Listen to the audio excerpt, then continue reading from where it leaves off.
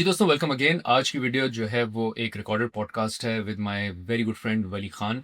और वली खान जो है वो एक पर्सनल फाइनेंस इन्फ्लुएंसर हैं जो कि दुबई में बेस्ड हैं। और the reason I am having this podcast is because I want to understand from him कि दुबई में आजकल what is going on with regards to security, with regards to inflation, job market, are people leaving, are people coming in, market कैसी कर रही है, opportunities क्या हैं। So will talk all about that with Wali in this particular video to understand for those people जो सोच रहे हैं यूएई मूव करने का या सोच रहे थे और अब उन्होंने कैंसिल कर दिया है कि क्या उनको मूव करना चाहिए, नहीं करना चाहिए, चैलेंजेस क्या हैं या क्या अपॉर्चुनिटीज़ बढ़ गई हैं। तो ये सारी चीज़ें हम इस पर्टिकुलर वीडियो में कवर करेंगे।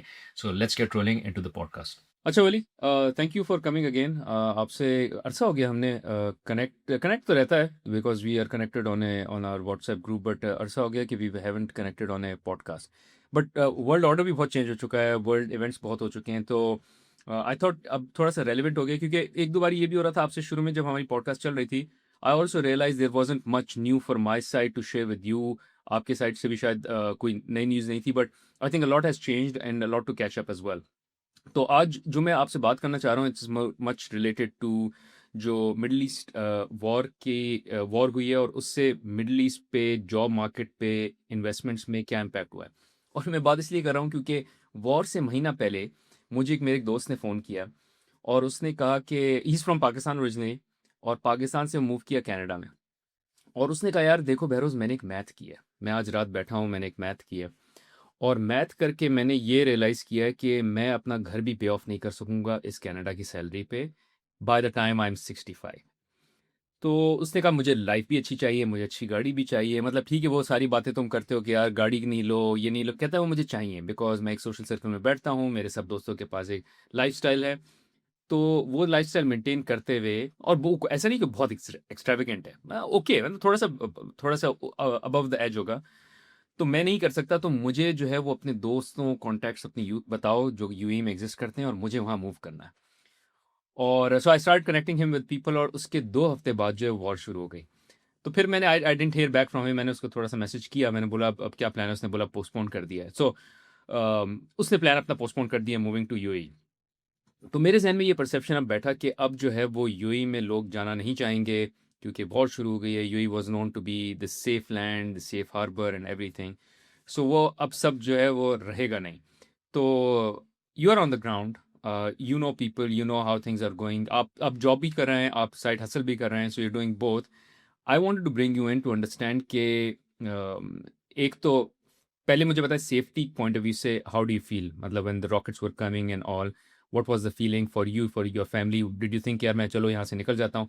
अब हो सकता है आप ये आर्ग्यू करें यार निकल के मैं कहाँ जाऊँगा, मैं पाकिस्तान जाऊँगा, उससे बेहतर तो यही है। बट अगर आपके पास पासपोर्ट होता तो क्या आप निकल जाते? और दूसरा ये कि then I would want to understand के how is the job market and all. But first let's start with your safety piece. जब when it was going on, what was the feeling going through you and the people you know around you? अच्छा, thank you Behroz यार, बहुत दिनों बाद definitely connect किया हमने। We should do it more often because उसमें कुछ ना कुछ स्टोरीज, कुछ ना कुछ नया चीज़ें चल रही होती हैं। महीने 2 महीने के अंदर नई चीज़ें चेंज हो जाती हैं। खैर अभी तो बहुत कुछ ही चेंज हो गया लास्ट 3 मंथ्स के अंदर। Honestly speaking, to start with, पहला हफ्ता वॉज डिप्रेसिंग, रियली डिप्रेसिंग। मतलब अजीब सा हो गया था कि यार ये सीन क्या हो गया है। मतलब वी नेवर थॉट कि जो है ना इस तरह की कोई चीज़ हो भी सकती है। Safety, I never felt let's say vulnerable या कोई प्रॉब्लम हमें, क्योंकि जिस तरह से चीज़ें चल रही थी। अब वो सोचो ना यार, 3000 मिसाइल्स एंड ड्रोन्स वो कमिंग हेयर और टोटल कैजुअलिटीज़ 8 के करीब हुई हैं। अब इसमें मैंने जब भी ये बात की ना तो मुझे लोग नीचे कहते हैं कि भाई वो टारगेटेड था और वो आर्मी इंस्टॉलेशन पर था और वो यूएस की बेसिस पर था। वो ऐसा नहीं था। यहाँ के एयरपोर्ट की ऊपर इतने अटैक्स हुए हैं। आपकी टेलीकॉम कंपनीज के, मैं नाम नहीं ले रहा, टेलीकॉम कंपनीज के हेडक्वार्टर्स पे अटैक अटैक हुए हैं। सो डेटा सेंटर्स पे अटैक हुए हैं, ओरेकल के ऊपर अटैक हुए हैं। मतलब जो मेजर, जिन कंपनीज को हम लोग कभी, बॉयकॉट ब्रिगेड है ना हमारी एक मुस्लिम कंट्रीज की, जो ईरान ने नाम दिए थे, उन कंपनीज में वो कोई कोक पेप्सी का नाम नहीं था। उन सारी जो लिस्ट थी वो सारी की सारी जो थी वो बेसिकली आईटी कंपनीज थी या टेलीकॉम कंपनीज थी। उन सारी कंपनीज के ऊपर जो है ना अटैक हुए हैं। ना सिर्फ उन पे, बैंक्स के ऊपर अटैक हुए हैं और हुए हैं, ऐसा नहीं है कि नहीं हुए हैं। वो नज़र आया है उसके अंदर।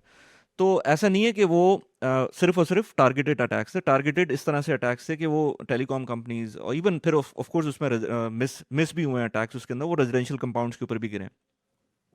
बट डेब्रीज हुई हैं। सो 8 कैजुअलिटीज़ आउट ऑफ 3000 मिसाइल्स। तो शुरू में डेफिनेटली डर लगता था, but I was fortunate enough कि हमारे एरिया के अंदर बहुत ज़्यादा कोई एक्टिविटीज़ नहीं थी। तो जिन लोगों को मैं जानता हूँ जिनके एरियाज़ में एक्टिविटीज़ हो रही थी, दे वर रियली लाइक फ्राइटेंड। बच्चे परेशान थे, क्योंकि आपको कुछ हो ना हो, लेकिन जब आवाज़ आती है ना, so that is really frightening. मतलब वो, इसमें कोई डाउट नहीं है। बट अल्लाह का शुक्र है हमारे पास कुछ हो नहीं रहा था। लेकिन जिनके साथ हो भी रहा था, वो भी जो पाकिस्तानी इंडियंस है ना, टू बी ऑनेस्ट, मैं सिर्फ एक या दो इंडियन, बहुत सारे इंडियंस को जानता हूँ, एक या दो इंडियंस ऐसे हैं जो कि फ्लाई करके गए थे, कुछ ने अपनी फैमिलीज को भेजा था। पाकिस्तानी तो कोई नहीं गया था, मैं किसी को एटलीस्ट नहीं जानता। हाँ, अब अगर उसकी बात करें कि जिसकी जॉब चली गई हो, वो क्या करेगा, तो जाहिर सी बात है यार, वो तो फिर बंदा किसी भी कंडीशन के अंदर किसी, आप एकदम से आप मैं इस प्रोसेस से गुजर भी चुका हूँ कि जब आपकी जॉब जाती है ना ऐसे कंट्री के अंदर जिस पे आपकी रिलायंस पूरी की पूरी जॉब के ऊपर हो, फिर आपको अच्छा नहीं लगता। कितना भी अच्छी वो जगह हो, आपको नहीं अच्छा लगेगा कि आपकी जॉब चली गई और आप यूएस में भी बैठे होंगे ना, और आपके पास स्टेटस नहीं होगा, लेट्स से H1B का, H1B का नहीं, ग्रीन कार्ड का स्टेटस नहीं है, पासपोर्ट का स्टेटस नहीं है, you will not like the place. आप स्विट्जरलैंड में बैठे होंगे, आपको अच्छी नहीं लगेगी जगह। सो ऑफकोर्स जिनकी जॉब गई, और हॉस्पिटैलिटी सेक्टर के अंदर, टूरिज्म सेक्टर के अंदर बहुत प्रॉब्लम्स हुई हैं और अभी भी हैं। So there is no denying in that. So अगर किसी की जॉब गई है तो वो तो खुश नहीं होगा, वो सोम्बर भी होगा, वो अच्छा उसको फील नहीं आ रहा होगा, और उसके लिए स्ट्रगल, अगर जिस तरह की मैं वीडियोस बनाता हूँ उसमें भी मैं यही बात करता हूँ ना कि आपको अपना इमरजेंसी फंड रखना चाहिए, ये सारी चीज़ें। अब तो हर सूरत में 1 साल का इमरजेंसी फंड आपके पास जीसीसी एक्सपर्ट्स को रखना चाहिए। और मैं पहले भी यही बोलता था, लेकिन अब तो दिस इज़ प्रूवन कि हर सूरत में ये होना चाहिए। सो अगर किसी के पास इमरजेंसी फंड था, देयर स्टिल सर्वाइविंग, थोड़ा सा वीज़े का मसला होता है, वो आप अपना किसी तरह से कवर कर ले। मैंने ऐसे लोगों को देखा है जिनके पास पैसे वैसे थे तो उन्होंने वीज़ा भी कर लिया था अरेंज। गोल्डन वीज़ा अगर किसी के पास है तो फिर कोई मसला ही नहीं है, फिर तो आप कंटिन्यू कर सकते थे। But yes, apart from job issue, अगर किसी को जॉब के मसले हुए हैं या किसी की सैलरी कट डाउन हुई है, अगर वो आपका मसला नहीं है, तो मैं तो बहुत सारे गोरों को भी जानता हूँ जो उन्होंने कहा हमें तो मसला ही नहीं है, किसी ने कुछ फैमिलीज़ को भेजा है। अब जैसे वो बात हो रही है ना कि पासपोर्ट होता मेरे पास, अगर मेरे पास पासपोर्ट, मैं बहुत सारे ऐसे कैनेडियंस पाकिस्तानीज़ को जानता हूँ, या इवन गोरों को जानता हूँ, ब्रिटिश गोरों को जानता हूँ, अमेरिकन को जानता हूँ। इवन अमेरिका में तो स्ट्रिक्ट यूएस सिटीजन्स के लिए था कि भाई आप तो छोड़ दें। इवन देन बहुत सारे यूएस सिटीजन ने नहीं छोड़ा था। प्लस इतना नेगेटिव प्रेस था कि जो एफटी ने, फाइनेंशियल टाइम्स ने जो हेडलाइन लगाई थी, वो ये लगाई थी कि 1 in 8 British citizen left UAE. मतलब उन्होंने ये नहीं बोला कि 7 लोग रह गए थे यूएई के अंदर, उन्होंने बोला था एक बंदा 8 में से छोड़ के गया यूएई, और वो भी वापस आ गए थे, इवेंचुअली वो वापस आए। सो इस तरह की नेगेटिव प्रेस चल रही थी, और हर तरफ नेगेटिविटी तो बहुत बुरी तरह से उस वक्त थी, और उसको डिनाई भी नहीं कर सकते थे, क्योंकि एक जेलेसी फैक्टर है दुबई के पॉइंट ऑफ व्यू से। मैंने देखा है कि ये जो वॉर हुई है, और कभी भी कोई अच्छी चीज़ होती है दुबई के लिए, तो वो नेगेटिव फैक्टर आ जाता है। अच्छा, वो हम अगर उसकी बात करें ना कि वो मुस्लिम और नॉन मुस्लिम और इस तरह की चीज़ों की बात करें, तो वो तो कुछ लोग पाकिस्तान से कर रहे थे, बट मैं देख रहा था कि इंडिया से बहुत ज़्यादा इम्पैक्ट आ रहा था। इंडिया की इतनी नेगेटिव प्रेस थी, जितने लोग यहाँ से 2 या 3 फैमिलीज़ को मैंने जाते हुए इंडिया वापस देखा है, वो सिर्फ इसलिए गए कि उनकी फैमिलीज़ ने मेक श्योर किया कि वो वापस आएँ, क्योंकि वो नहीं चाह रहे थे कि वो यहाँ पर कंटिन्यू करें। सो वो फैमिली सिर्फ और सिर्फ मीडिया की वजह से कर रही थी। खैर एनीवेज, वो time it was not that good. Problem ये थी, अनसर्टेनिटी थी। हमें जो प्रॉब्लम थी वो अनसर्टेनिटी का मसला था। ऑफ कोर्स मैंने अपनी जो पूरी यूट्यूब का जर्नी हुई है, जॉब तो अपनी तरफ चल रही थी ना। जॉब टेलीकॉम के अंदर अगर मैं बात करूँ, I don't want to say something कि वो मेरी कंपनी बोले कि भाई आपने तो हमारे राज उछाल दिए, but telecom point of view से हमें बहुत सारे डेटा इस तरह के मिल रहे थे कि ट्रैफिक में कोई कमी नहीं आ रही थी। रोमर्स में कमी थी डेफिनेटली, बट ट्रैफिक में कोई कमी नहीं थी। सो इसलिए ये चीज़ें जो हैं वो जो लोकल पॉपुलेशन थी, आई वुड से कि वो बिल्कुल रेजिलियंट थी। ऊपर एज आई सेड कि पहला हफ्ता जो है ना बहुत बुरा गया था, लेकिन मैं फिर उसी हफ्ते रमज़ान चल रहे थे, तो यहाँ पर कुछ डेवलपर्स हैं रियल एस्टेट के, उन्होंने कुछ अफ्तार पार्टीज़ और वो रखी थी, सहूर नाइट्स रखी थी। तो मैं उसमें गया, एक मुझे इनविटेशन था, तो मैंने कहा यार मैं जाके देखता हूँ, क्योंकि वो अजीब सा वैसे ही हो गया था घर में रहते रहते।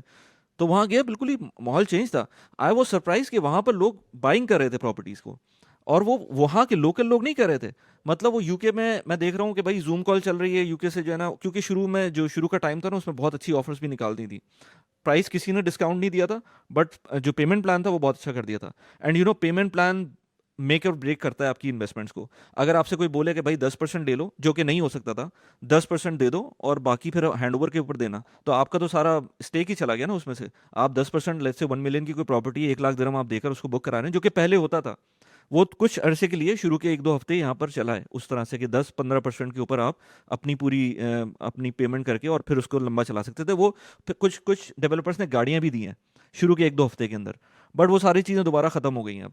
सो शुरू का हफ्ता वाकई मसले वाला था, बट उसके बाद से मेरे ख्याल से जब से वो सीज़ फायर हुआ था, तब से जो है ना चीज़ें इंप्रूव होना शुरू हो गई हैं। ठीक है, तो एक एक आपने देसियों के रेफरेंस से बताया कि अगर कोई गए थे तो फैमिली को ज़्यादा भेजा था, वापस आ गए। How about non desis, how about the white and the non देसी फोक्स, क्योंकि मैंने हम गोरों का हम भी लोग यही तो बोला आदी है। है ना। नहीं, नहीं, हाँ, वो बिल्कुल अच्छा पाकिस्तान वाले अगर ये बोले ना कि हमें सेफ्टी का मसला है, इवन इंडियंस भी बोलें, तो मुझे हँसी आती है फिर उस बात पर। उनको तो मैं रिगार्ड ही नहीं कर रहा ना, वो ऐसा तो कोई मैंने केस नहीं देखा। इंडियंस में कुछ केसेस मैंने देखे, वो भी इसलिए कि उनकी अगेन मैं एज़ आई सेड कि मीडिया जो है ना वो बहुत ज़्यादा प्रेशराइज़्ड कर रहा था, उसकी वजह से वहाँ की जो फैमिलीज़ थी, दे वर सेइंग कि यू शुड कम बैक, तो वो कुछ लोग गए वहाँ से। बट पाकिस्तानी को तो मैं किसी को नहीं जानता कि जो गए हो। जो गोरे थे, उनमें से उन्होंने कुछ में से फैमिलीज़ भेजी हैं। और कुछ लोग जिनको अब जितनी भी अमेरिकन कंपनीज थी, इवन यूरोपियन, उन्होंने अपने स्टाफ को कह दिया था कि आपको वर्क फ्रॉम होम करने की भी ज़रूरत नहीं है, अगर आपको पूरी दुनिया में कहीं भी जाना चाहते हैं तो आप चले जा सकते हैं। सो बहुत सारे लोगों को मैंने इंडोनेशिया जाते हुए देखा, उस चीज़ को कैपिटलाइज करते हुए देखा, बच्चों की एजुकेशन भी वो सारी रिमोट हो गई थी, तो उन लोगों ने उस चीज़ को कैपिटलाइज किया। बट दे ऑल नो कि वो रह नहीं सकते 6 महीने से बाहर, और उसका टेक्निकल रीज़न है आपकी रेजिडेंसी, जैसे ही आप 6 महीने क्रॉस करेंगे आपकी रेजिडेंसी चेंज हो जाएगी और फिर टैक्स का वही मसले आना शुरू हो जाएंगे।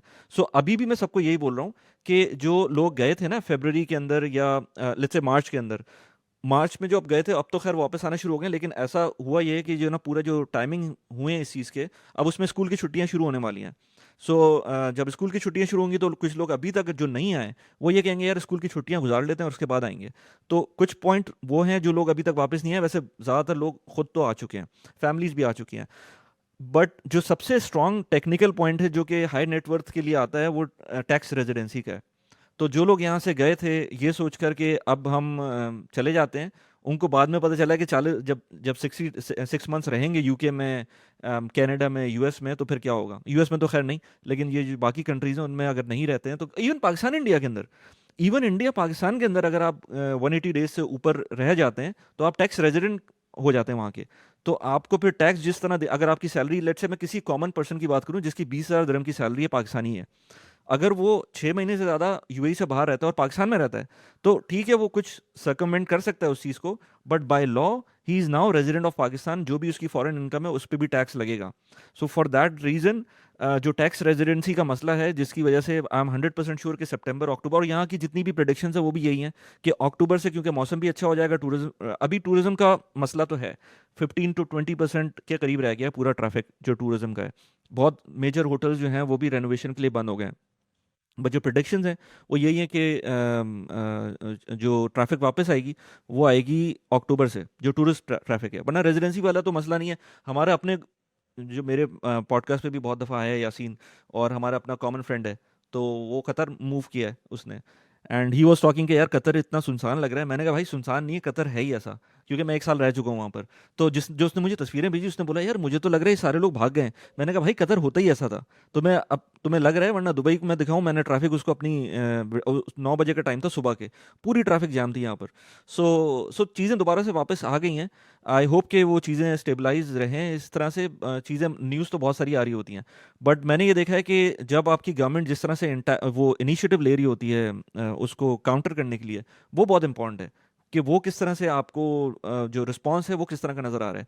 सो आई थिंक रिस्पॉन्स भी बहुत अच्छा था। I would give you one small example कि मैंने यहाँ पर एक फरवरी में एक मैंने प्रॉपर्टी एक ली थी, आई थिंक कोई लास्ट मई में, और उसका मुझको एक प्रॉब्लम था जो कि मैंने रेस किया डीएलडी से जनवरी में, जनवरी फरवरी के अंदर।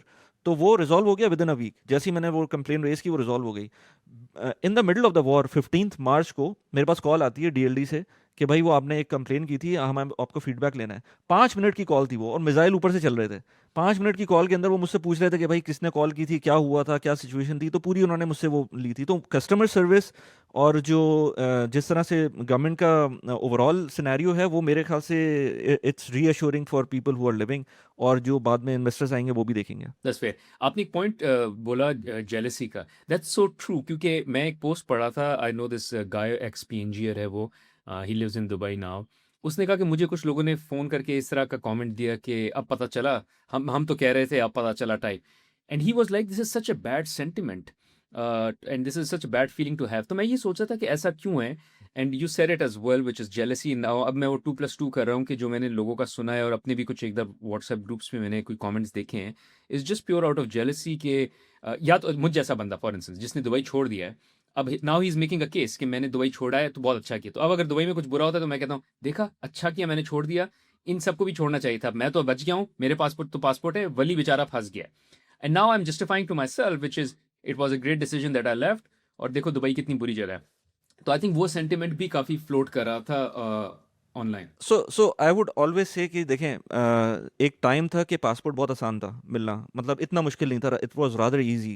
लेट्स से हम अगर 2016-17 तक की बात करें, उस टाइम तक आसान था डिफरेंट कंट्रीज़ के अंदर जाना, अभी भी इतना मुश्किल नहीं है। But as the time is progressing, वो मुश्किल से मुश्किल होता जा रहा है। सो अगर किसी के पास ऑप्शन है तो वो ले ले। But at the same time मैं यहाँ पर ऐसे कैनेडियंस और ब्रिटिश सिटीजन को जानता हूँ। इवन मैं अभी एक शॉपिंग मॉल के अंदर था और वहाँ पर एक मुझसे मिलने आया एक बंदा, बिल्कुल वो कंदूरे में था, और मुझे लग नहीं रहा था कि वो कहीं बैकग्राउंड से पाकिस्तानी होगा, लेकिन वो मुझसे मुझसे मिलने आया, उसका एक्सेंट से मुझे लग रहा था कि वो कहीं बाहर का है। तो कहता है कि वली, मैंने कहा यस। तो कहता है कि जो है ना, मैंने आपकी वीडियोस देख के यहाँ पर मूव हुआ हूँ। मैंने कहा अच्छा, तो कहाँ से आए आप? तो कहता है कैलिफोर्निया से। मैंने कहा कैलिफोर्निया से, आर यू श्योर? कहता है यस। मैंने कहा कहाँ से, बैकग्राउंड क्या है आपका, आपके पेरेंट्स कहाँ से थे? तो कहता है पाकिस्तान से थे। फिर उसने बताया पाकिस्तान से, कराची से थे। मैंने कहा अच्छा यार, मुझे लग नहीं रहा आपके अटायर से। तो कहता है हाँ, वो मैंने मतलब पहना होता है इस तरह से। मैंने कहा क्या रीज़न था कैलिफोर्निया छोड़ने का? तो कहता है भाई, अच्छा कब छोड़ा उसने? फरवरी में आया है वो, फरवरी के लास्ट वीक में आया है यहाँ पर। मैंने कहा यार, बड़ा गलत टाइम चूज़ किया आपने। तो कहता है हाँ यार, आई वॉज रियली अफ्रेड जब मैं आया हूँ यहाँ पर। मैंने कहा क्या बिजनेस करते हैं, जॉब करते हैं? कहते हैं नहीं जॉब पे आया हूँ मैं। मैंने कहा अच्छा, लेकिन कह रहा था बिजनेस भी सेटअप करूंगा मैं। मैंने कहा अच्छा, तो like what was your feeling, what was your families feeling? तो कहता है फैमिली तो बिल्कुल सही थी, फैमिली को मसला नहीं था, क्योंकि my wife had already lived here in the UAE, तो उसको जो है ना काफ़ी ज़्यादा कॉन्फिडेंस था। मैं क्योंकि पहली दफ़ा आ रहा था तो मुझे बाकी डर लग रहा था, लेकिन जैसे टाइम गुजर रहा था, वैसे वैसे मुझको जो है ना कॉन्फिडेंस वापस आता जा रहा था कि नहीं यार, चीज़ें जो है ना बेहतरी की तरफ जा रही हैं। So then I asked him why he left California. So he said कि अच्छा, उसने जो बातें की, मुझे ग्रैम स्टीफन की वो वीडियोस याद आ गई जो होमलेस पर्सन की थी, उसने बनाई थी। उसने भी छोड़ा था ना, वो लास वेगास गया था। तो मैंने कहा यार, आप जो बातें कर रहे हैं वो ग्रैम स्टीफन वाली कर रहे हैं। तो कहता है बिल्कुल, मैं बिल्कुल वो जो उसने कहा है वो बिल्कुल सही है। होमलेसनेस इतनी हो गई वहाँ पर, क्योंकि मैं तो वहाँ रहता नहीं हूँ, मैं उसकी बात कर नहीं सकता, लेकिन जो लोग वहाँ से आ रहे हैं वो मुझे बता रहे हैं। प्लस ये कि वो जाहिर सी बात है, वो थोड़ा सा मुस्लिम इंक्लाइंड था, तो वो यहाँ पर कह रहा था कि मुझे, शारजा में था वो। सो ही सेड कि जैसा भी है, this place is much better than the place I am coming from. अब जाहिर सी बात है, पासपोर्ट किसी के पास है, that is much better than not having a passport coming from let's say Pakistan. But अगर आपके पास नहीं है तो फिर क्या करेंगे? मतलब आप क्या पूरी ज़िंदगी रोते रहेंगे कि पासपोर्ट नहीं है? भाई आपको अपनी लाइफ भी तो मतलब you have to thrive as well, right? You don't have to just survive. So अगर आपके पास नहीं है तो आपके पास ऑप्शन बहुत हैं दुबई के अंदर।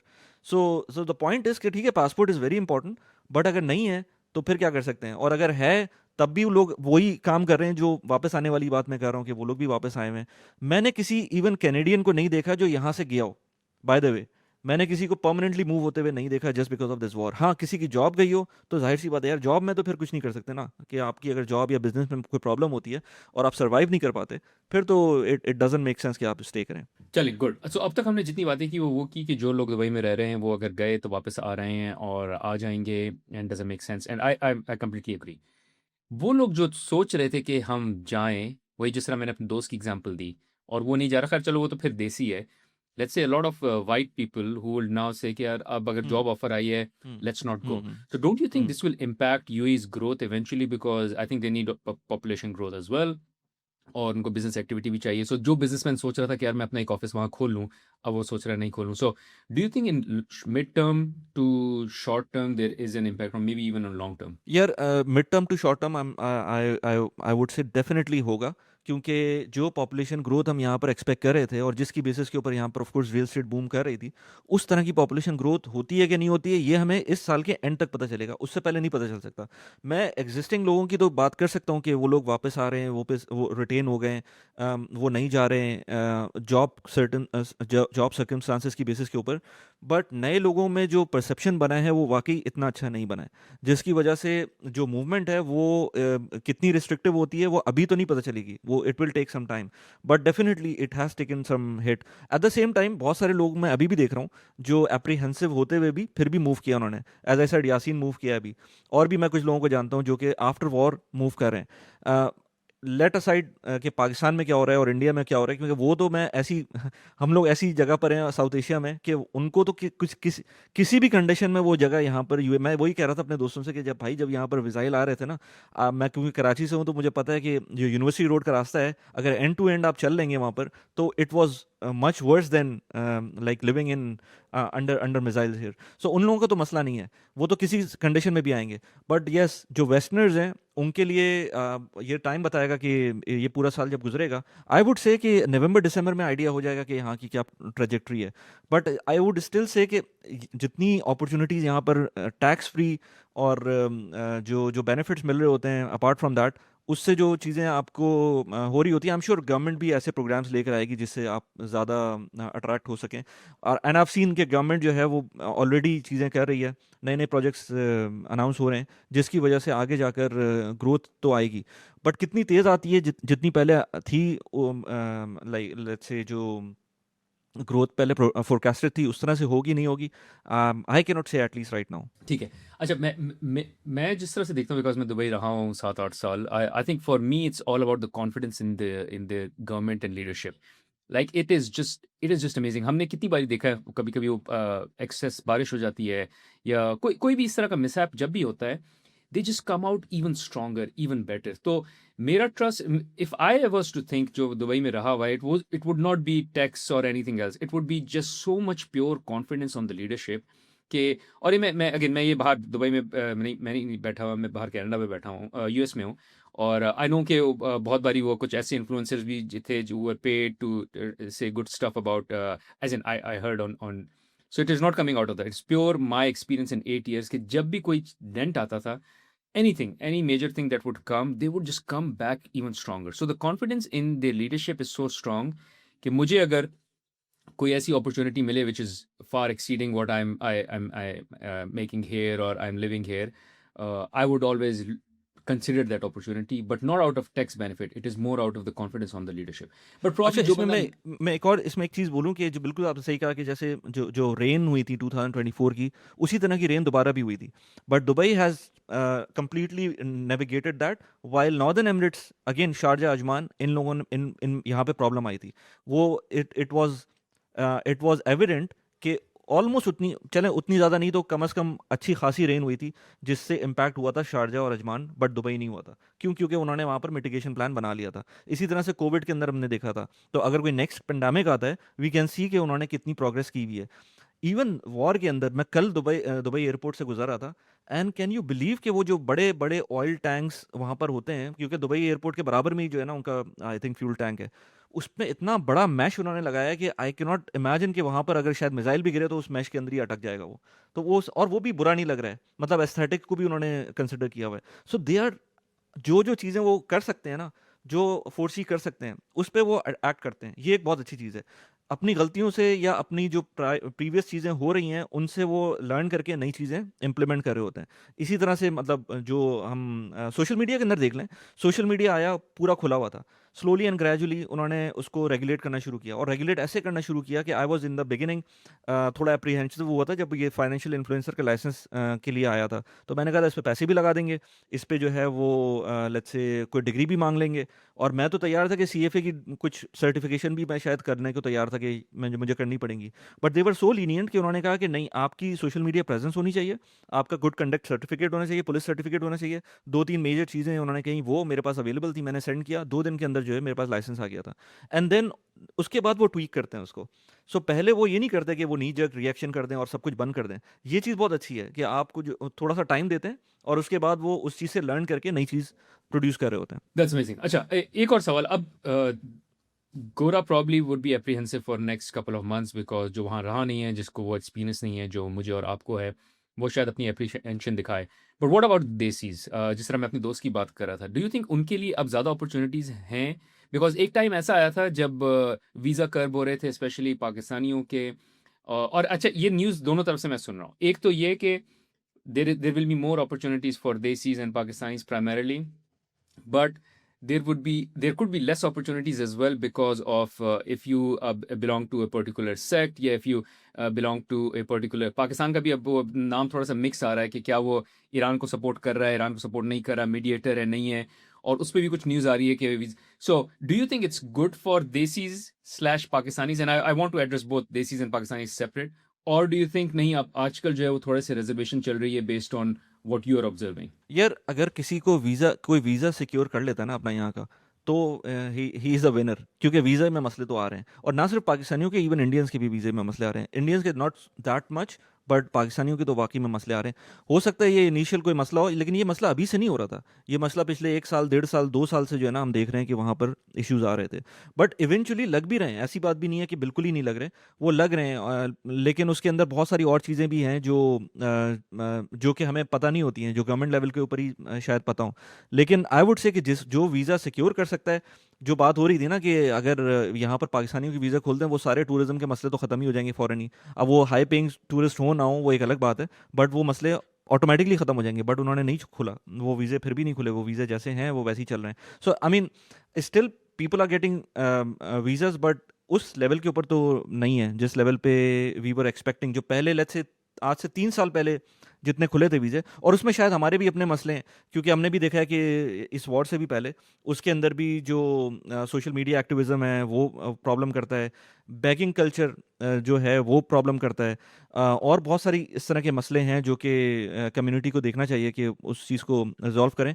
मैं पाकिस्तान एसोसिएशन दुबई में भी था, तो उन्होंने भी यही कहा था कि कोई एज सच हमें कोई ब्लैंकेट बैन नहीं है हमारे उसके ऊपर, बट उसके अंदर इश्यूज़ हैं। वो ये तो गवर्नमेंट लेवल के ऊपर ही सही होगा, ऐसे नहीं हो सकता। तो अगर हम उस अपॉर्चुनिटी पॉइंट ऑफ व्यू से बोलें, तो अपॉर्चुनिटी तो अगर दोनों एज यू सेड दोनों साइड हैं, कि वहाँ से लोग अप्रीहेंसिव होंगे शायद वेस्ट से आने में, बट यहाँ से भी अगर हायरिंग नहीं होगी तो वो तो स्टेलमेट हो जाएगा। बट आई थिंक ऐसा नहीं होगा, वो स्लोली एंड ग्रेजुअली उसको वो इम्प्रूव होगा। And then again one has to understand कि अभी अगर यूएई की पॉपुलेशन को देखें तो इसमें कॉम्पोनेंट ऑलमोस्ट 1.7 मिलियन पाकिस्तानीज हैं। सो एक बहुत बड़ा एक नंबर है। इसी तरह से 5 से 6 लाख ईरानियंस भी हैं। सो ऐसा नहीं है कि सबको उठा के फेंक दिया गया या फेंक देंगे। So this has to be understood before we analyse anything. अच्छा वली, एक और बात बताएं, आप फाइनेंस, पर्सनल फाइनेंस इन्फ्लुएंसर हैं, पर्सनल फाइनेंस पे बहुत सारी बातें करते हैं, बहुत एजुकेट करते हैं। Is this a good time to invest in Dubai और not? Are you investing your own money, one, और दूसरा आप जो है वो are you suggesting people to invest और educating them more to invest as well और नॉट? सो मैं तो हमेशा से डाइवर्सिफिकेशन के ऊपर जाता हूँ। अगर मैं कहता हूँ कि इवन अगर अच्छे टाइम भी हो, भाई मेरा मेरा एक फ्रेंड है जिसने अपना सब कुछ बेचकर जो है यहाँ पर एक विला लिया था 2023 के अंदर, 22 के अंदर, और वो 4 मिलियन का विला आज वॉर से पहले 10 मिलियन का था, अभी 9 मिलियन के करीब है। तो वो तो उसने, और वो भी लेवरेज पे था, ऑफ कोर्स मॉर्गेज किया था उसने। सो उसने तो अपने 2 मिलियन लगाकर 10 मिलियन बना लिए। लेकिन हर बंदा ये कर सकता है या नहीं कर सकता, ये तो बंदा खुद समझ सकता है कि हर ये साइकिल ऐसे रिपीट नहीं होती हर दफ़ा। तो इसके अंदर मुझसे कोई पूछेगा कि भाई इन्वेस्ट करना चाहिए कि नहीं करना चाहिए यूएई के अंदर, तो ये तो आपके अपने रिस्क टेकिंग एबिलिटीज़ के ऊपर होता है।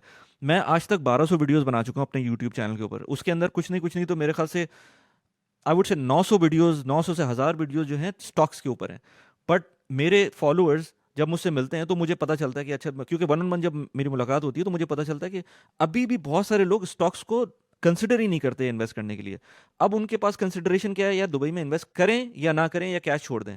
तो अगर आप कैश छोड़ेंगे तो वो तो इन एनी केस सही नहीं है। मतलब अगर आप स्टॉक्स में इन्वेस्ट नहीं करते, फिर आपको हर सूरज में रियल एस्टेट में इन्वेस्ट करना ही करना है। लेकिन अगर आप स्टॉक्स में इन्वेस्ट कर रहे हैं, फिर आपको डाइवर्सिफिकेशन के ऊपर जाना है।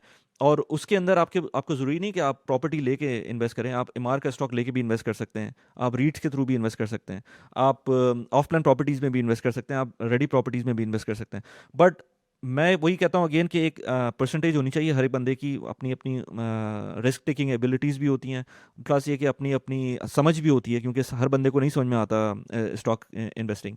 और मैं लिटरली बता रहा हूँ कि मैं खुद, मुझे लगे तकरीबन 10 से 11 साल स्टॉक्स को समझने में, 3 दफ़ा गलती की। इवेंचुअली जाकर 10 साल बाद पहली दफ़ा इन्वेस्टमेंट जब की थी, उसके 10 साल बाद जाके मुझे समझ में आया था कि स्टॉक मार्केट होती क्या है और इन्वेस्टमेंट करनी कैसे चाहिए। उससे पहले गलतियाँ चल रही थी, उसमें तकरीबन 9-10 हज़ार डॉलर के करीब का नुकसान भी कर चुका था मैं। और अपॉर्चुनिटी कॉस्ट तो वैसे ही अपनी जगह पर ना, कि अगर आपने 10 साल पहले इन्वेस्ट किया होता और फिर उसके बाद क्या होता। सो स्टॉक्स अगर किसी को नहीं समझ में आते, मैं सबसे बोलता हूँ कि आप 500 हज़ार दिरहम से स्टार्ट करें हर महीने, एंड देन उसको 1 साल, 1.5 साल, 2 साल लगाएं।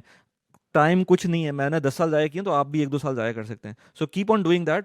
अगर दुबई की इन्वेस्टमेंट्स की बात करेंगे, अगर कहीं और इन्वेस्टमेंट नहीं करना तो करना चाहिए। और अगर आपको दुबई में रहना ही है, आपने सोचा हुआ है कि आपको कहीं और नहीं जाना, आपको पाकिस्तान नहीं जाना, फिर तो इवेंचुअली आपको एक आध प्रॉपर्टी तो लाजमी करनी चाहिए इन्वेस्ट, ताकि अगर आप फिर भी, क्योंकि इन्फ्लेशन आपको पता है ना कि एसिमेट्रिक इन्फ्लेशन देखी हमने लास्ट 3 इयर्स के अंदर। एक तो इन्फ्लेशन नॉर्मल चल रही थी ना, लेकिन रियल एस्टेट के अंदर तो एक खतरनाक किस्म की इन्फ्लेशन दूसरी तरह से चल रही थी, कि प्रॉपर्टीज़ 2x 3x हो गई थी। तो अगर आपका प्रॉपर्टीज़ के अंदर एक्सपोजर नहीं है, तो आपका तो रेंटल एक और लेवल पे जा रहा है, जो कि इन्फ्लेशन के लेवल से बहुत हुआ। अगर 3% इन्फ्लेशन है, तो आपका जो एक्चुअल इन्फ्लेशन नंबर है, अगर आप रेंट दे रहे हैं, तो वो तो 10% के करीब जा रहा होगा या उससे भी ज़्यादा जा रहा होगा। So so that's it, you have to let's say invest in all cases. अगर आपका ऑलरेडी एक्सपोजर बहुत ज़्यादा है, फिर आपको अपनी डाइवर्सिफिकेशन को देखना चाहिए। अच्छा Wali, thank you. So this is helpful. मुझे ये बताएं कि अगर एक जो मेरे काउंटर क्वेश्चन है और या फॉलो अप क्वेश्चन है, अगर मैंने घर लेना है, मैं यहाँ रहता हूँ और मैं सोच रहा था घर लेने का, do you think this is now a good time to buy a house? थोड़ा सा मैं वेट कर लूँ, या अभी चूंकि मार्केट नीचे गई है, आई एज्यूम मार्केट नीचे गई होगी, and I read it as well, probably you can confirm, तो maybe it's even a better time to buy. So if I was about to buy, should I buy now or should I kind of wait and hold and see where things land? I think I know so your answer, but would love to hear from you. हाँ, सो अगर आपने let's say फरवरी में सोचा हुआ था कि आपको घर बाय करना है और अपने लिए करना है, या लेट्स से इन्वेस्टमेंट पर्पस से करना है, लेकिन आपकी पहली प्रॉपर्टी होनी थी, तो ये टाइम आपके लिए हो सकता है। Again it depends on what kind of property you were thinking, let's say of plan या रेडी। ऑफ कोर्स अगर आप अपने घर के खुद के लिए रहने के लिए जाएंगे, तो आपको रेडी प्रॉपर्टी लेनी होगी। रेडी प्रॉपर्टी में इस वक्त I can give you few examples, कि यहाँ पर जो डिक्लाइन आया है वो almost let's say 2-3%, from 2-3% to 10-12%, ये डिक्लाइन आया है। हाँ, ट्रांजैक्शन बहुत कम हो गई हैं, ट्रांजैक्शन नहीं हो रही है, क्योंकि लोग जो एक्सपेक्ट कर रहे हैं उस तरह की प्राइस मिल नहीं रही है, और जो लैंडलॉर्ड है वो जो है ना एक सर्टेन प्राइस से नीचे नहीं कर रहा। और ये चीज़ आपकी रेजिलियंस शो कर रही है, कि जो सिस्टम बन गया है जिसके अंदर आपकी अच्छी खासी इक्विटी लगी भी होती है घर के अंदर, तो आप इतना ज़्यादा परेशान नहीं होते। प्रॉब्लम सिर्फ और सिर्फ ऑफ प्लान प्रॉपर्टी होल्डर्स को हुई है, जो पैसे नहीं दे पा रहे हैं। और वो इतनी बड़ी लेट्स से इतना बड़ा नंबर नहीं है, जैसे वो 2008-2009 के अंदर था ना, कि बहुत बड़ा नंबर था, जो कि 60% के करीब प्रॉपर्टी प्राइसेस डाउन हो गई थी। उस तरह की प्रॉपर्टी प्राइस डाउन नहीं है। सो अगर किसी को करना है, तो मेरे ख्याल से आप नेगोशिएट करें लैंडलॉर्ड के साथ, एट मैक्स जितना कर सकते हैं करें, क्योंकि अगेन पॉइंट वही है कि कुछ लोग होते हैं जिन्होंने कहीं और इन्वेस्टमेंट नहीं की भी होती है, उनको इन्वेस्टमेंट नहीं समझ में आती है, वो रेंट दे रहे हैं। अगर आप सिर्फ कैश रख के सोच रहे हैं कि इससे कोई फ़ायदा होगा, तो उससे तो कोई फ़ायदा नहीं होगा। कैन यू इमेजिन कि करंटली कंस्ट्रक्शन कॉस्ट 30% इंक्रीज कर गई है, 30%, which is impacting directly the total. मैंने बात की थी किसी से, तो वो टोटल जो प्रॉपर्टी प्राइस है उस पर 10% इम्पैक्ट कर रही है। तो टोटल अगर 30% कंस्ट्रक्शन कॉस्ट बढ़ रही है, तो अगर 1 मिलियन की प्रॉपर्टी थी, तो 1.1 मिलियन की तो ऑटोमेटिकली हो गई है। लेकिन अब जो नए प्रोजेक्ट्स आ रहे हैं, इसी वजह से जो नए प्रोजेक्ट्स आ रहे हैं उनके ऊपर वो नहीं मिल रहा है, आपको कोई डिस्काउंट नहीं मिल रहा है, क्योंकि डेवलपर्स को पता है कि अगर डिस्काउंट देंगे तो उनका प्रॉफिट तो चला जाएगा। तो करंटली वो अपना प्रॉफिट कम करके आपको जो पुरानी प्राइस है उसके ऊपर दे रहे हैं। जो एग्जिस्टिंग प्रॉपर्टीज़ हैं उसके अंदर भी ये बात लैंडलॉर्ड्स को भी पता है, कि जैसे ही हालात बेहतर होंगे, ये प्रॉपर्टी प्राइस दोबारा से जंप अप कर जाएगी। सो आपको अगर कोई अच्छी डील मिलती है, तो you should jump into it, अगर आपको कोई और एसेट क्लास समझ नहीं आती। वैसे तो हमने देखा ही हुआ कि यूएस की जो स्टॉक मार्केट है, वो पिछले 1 साल के अंदर 35% के करीब उसने रिटर्न दिया है। लेकिन आगे दे सकता है कि नहीं दे सकता है, because you are now betting on US market, जो कि आपके जो पैसे आपके अपने घर के लिए हैं। सो ये अगेन ये personal finance is very personal to everyone. So I cannot say कि वो उसको लेना चाहिए नहीं लेना चाहिए, it depends on a lot of factors. Got it. So, Wali, आपने इन्फ्लेशन का जिक्र किया और ये प्रॉब्ली मेरा लास्ट क्वेश्चन है, which is pertaining to two parts. Inflation कैसी है आजकल दुबई में? और talk to in in perspective with rentals कम हुए होंगे, so maybe it's from that angle it's a good time to move to Dubai, क्योंकि एक टाइम में तो ये भी था कि अच्छा मैं ज़्यादा पैसे कमा लूँगा, टैक्स बचा लूँगा, बट इन्फ्लेशन इतनी ज़्यादा है, घर इतने महंगे हो गए हैं कि 19-20 का फ़र्क बन रहा था। I remember doing some math, specially जो यूएस वाले हैं, उनके लिए तो 19-20 का फ़र्क बनता है, बिकॉज़ यहाँ रिलेटिवली टैक्स कम है, इनकम लेवल ज़्यादा है। कैनेडियंस को खैर अभी भी वो डेल्टा डिस्पाइट द इन्फ्लेशन काफ़ी है। So talk about inflation. और दूसरा जो मुझे आखिरी आपसे बात करनी है वो how have the job losses been, मतलब क्या have people lost lot of jobs, और how is the job market overall, कि लोगों ने एक तो जॉब लूज़ की है, वन, दूसरा क्या जॉब अपॉर्चुनिटीज़ एग्जिस्ट करती हैं फॉर पीपल और नॉट? यार जॉब मार्केट तो इससे पहले भी जो है वो जिसको जॉब मिलनी होती थी, मैं हमेशा बोलता हूँ कि जो रिसेशन है वो उस दिन पता चलता है जब आपकी जॉब लॉस होती है, वरना उससे पहले कितना भी दुनिया में रिसेशन हो जाए आपको नहीं पता चलता। सो आपके पास जॉब नहीं होगी, आपके लिए पूरी दुनिया में एक तरह के रिसेशन आ रहा होगा।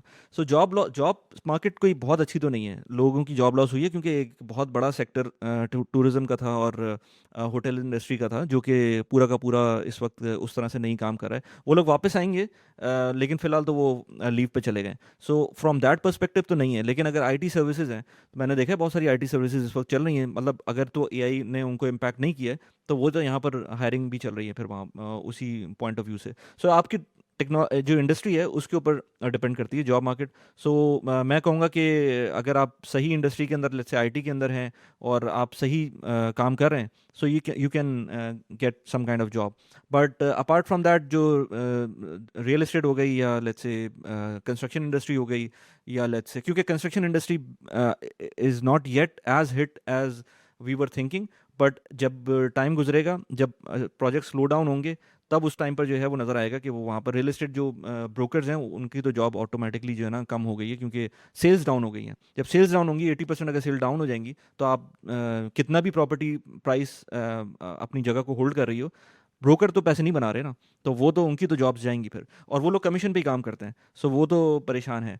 सो उस पॉइंट ऑफ व्यू से yes, the problem is there, but specific industry वो हिट नहीं हुई है, बल्कि इनफैक्ट कहीं कहीं तो मैं फूड बिजनेस को जानता हूँ। In fact I would surprise actually. मैं क्लाउड किचन के साथ काम करता हूँ, एक एक यहाँ पर हैं हमारे दोस्त, वो उनके साथ मैं काफ़ी चीज़ें देख रहा होता हूँ। सो मैंने देखा है कुछ कुछ क्लाउड किचन्स के अंदर ड्यूरिंग दिस वॉर वो वही पेंडेमिक वाला ट्रेंड आया था कि वो ऑर्डर ज़्यादा हो गए थे किचन के। So it depends on sector to sector I think. बाकी जहाँ तक बात रही इन्फ्लेशन की, तो वो तो हम खुद भी फील कर रहे हैं, इन्फ्लेशन तो बढ़ गई है।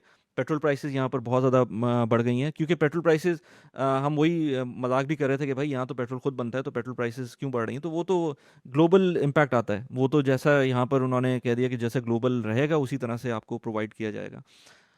जो असेंशियल कमोडिटीज़ हैं उनकी प्राइसेस भी बढ़ी हैं, बट मैंने देखा है कि गवर्नमेंट ने उसको कंट्रोल करने की कोशिश की है, बट कितना कंट्रोल कर लेंगे, क्योंकि चीज़ें तो बहुत सारी बाहर से आ रही हैं, और इवन जो यहाँ पर प्रोड्यूस भी हो रही हैं उनके ऊपर भी इम्पैक्ट आ रहा है। इन्फ्लेशन के नंबर्स कुछ भी हों, लेकिन जो इंपॉर्टेंट चीज़ ये है कि रेंटल कम नहीं हुए। अगर कोई सोचे कि रेंटल कम हुए, रेंटल कम नहीं हुए, रेंटल आर स्टिल होल्डिंग, और इनफैक्ट रेंटल बढ़े हैं। मेरे अपने एक जानने वाले का रेंटल जो लास्ट ईयर 30, क्योंकि रेंटल के फॉर्मूले को समझना पड़ेगा।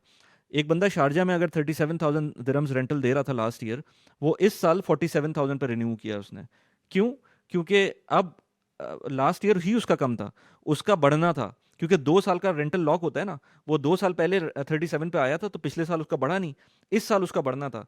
तो इस साल उन्होंने कहा कि आपको बढ़ना ही बढ़ना है, आप कुछ भी हो जाए। 37 से अगर 50 करना था तो 50 नहीं करे, 47 तो करना ही करना है। तो वो अगर बाहर निकल के भी देखता है आसपास के एरिया में, उसको रेंटल वहाँ पर ज़्यादा ही मिलता है। सो किसी ने अगर रेंटल नेगोशिएट किया है, तो वो लोग हैं जिनके पास कोई क्या, अब वो कोई गैप बचा हुआ नहीं था। उन्होंने कितना किया? उन्होंने मैक्सिमम 5 से 10% किया है, इससे कम मैंने किसी का रेंटल नहीं सुना होते हुए, और ज़्यादा होते हुए सुना है, कम होने की परसेंटेज बहुत कम है। सो रेंटल इस वक्त भी अभी पैरिटी पर है। ये बात अगेन एज आई सेड कि वो हम थोड़ा सा देखेंगे जब अक्टूबर नवंबर आएगा। और दूसरी बात, क्योंकि ये सब कुछ हो गया है, तो अब जो नए प्रोजेक्ट्स आने वाले थे, जो आ रहे थे, जो बिक चुके हैं प्रोजेक्ट्स, वो तो आएंगे, बट जो एकदम से कम हुए हैं, मतलब आई वुड से कि 80% जो डिक्लाइन आया है ऑफ प्लान प्रोजेक्ट्स की सेल्स का तो नहीं, लेट्स से लॉन्चेस का, तो वो कहीं ना कहीं तो इम्पैक्ट आएगा ना। तो इवेंचुअली आपके हाउसिंग, एक टाइम आएगा कि वो अगर ग्रोथ होने लगी, तो उस वक्त हाउसिंग भी कम होना शुरू होगी, तो ये वही इम्पैक्ट आना शुरू होगा जैसे कोविड में गाड़ियों पे आया था, सेमीकंडक्टर पे आया था, रियल एस्टेट पे आया था, कि आपके पास शॉर्टेज हो गई थी और पॉपुलेशन बढ़ना शुरू हो गई थी, और उसके बाद फिर वो तो again it we have to give some time to understand कि होगा क्या। बाकी इन्फ्लेशन का एक और बड़ा फनी इंसिडेंट था। मेरे पास एक एसएसडी थी जो मुझे अपग्रेड करनी थी, मतलब, और ये चीज़ मैं आई एम श्योर यूएस में भी होगा होगा। हम कहते हैं ना इलेक्ट्रॉनिक डिवाइसेस की लाइफ कम होती है और उसकी प्राइसेस जो है ना, जैसे टीवी के केस के अंदर वो प्राइसेस कम हो रही हैं। इनफैक्ट जैसे कैमरा है, कैमरे की प्राइसेस भी बहुत तेज़ी से नहीं बढ़ती हैं। बट एसएसडी जो मैंने 1 TB की 3 साल पहले ली थी, सैनडिस्क की, 2000 MBps की स्पीड थी उसकी, मैंने 500 dirham की ली थी। अब मैंने कहा था यार स्पीड बिल्कुल ज़बरदस्त है, मैं यही वाली सिर्फ 2 TB की ले लूँगा। मैंने वो 1 TB की देखी, वो 600 dirham 700 dirham की आ रही है इस वक्त भी। 3 साल पहले उसकी प्राइस कम थी, इस वक्त उसकी प्राइस ज़्यादा है। और सैनडिस्क का शेयर ऐसे ही नहीं, वो थाउजेंड्स परसेंटेज ऊपर बढ़ गया है। और इसी तरह से और भी चीज़ें मैंने देखी हैं। तो इन्फ्लेशन तो इट्स किलिंग। मैं मेरा अपना ग्रोसरी, क्योंकि मैं ट्रैक कर रहा होता हूँ, तो ग्रोसरी का बिल इस महीने, अप्रैल के महीने में, आई थिंक वो पिछले 4 साल को देख लूँ मैं तो सबसे ज़्यादा होगा। सो इन्फ्लेशन तो है अपनी जगह पर।